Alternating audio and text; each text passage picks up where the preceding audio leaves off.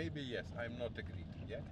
Gunaras Rilbokis says driving his taxi along the streets of Vilnius every day has made him Lithuania's unofficial pollster of public opinion. I here have a lot of customers, a lot of stories, a lot something happening every day.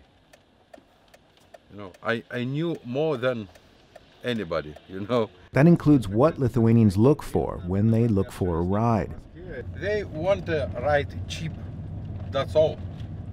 It's everything against price. The idea is at the heart of competition among a crowded field of taxi rideshare services that include the US-based Uber, Lithuania's own Taxify, and Russia's Yandex Taxi.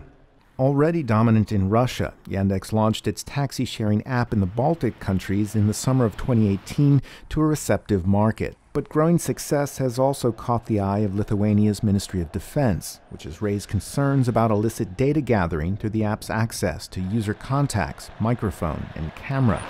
Our National Cybersecurity Center did the first examination on where exactly data is being sent.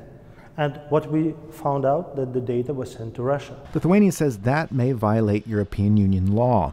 It's since banned the use of the app by government officials and issued warnings to the public pending an investigation. Back in Moscow, Yandex Taxi calls the charges unfounded. Access to smartphone functions simply improves service, they say, and all user information is stored within EU data centers. If someone has some suspicions, especially the Baltic state government officials, we are open, we are ready to do all the necessary checks, let them come, and we are ready for discussion. The charges have dragged the app into a wider Russia-West standoff over issues that include Ukraine and alleged election interference. So is Yandex Taxi the latest tool in Kremlin hybrid tactics, or just a company maligned for simply being Russian? On the streets of the capital Vilnius, views break down along cultural lines, mindful of Lithuania's past under Russian Soviet rule. What kind of secret information could I have?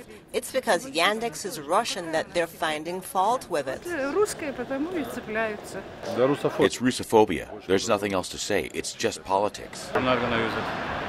And the reason why?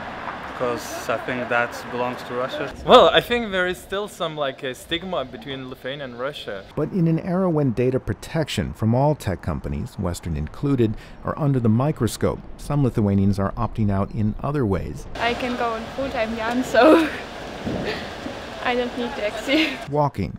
If only there was an app for that. Charles Maynes for VOA News, Vilnius, Lithuania.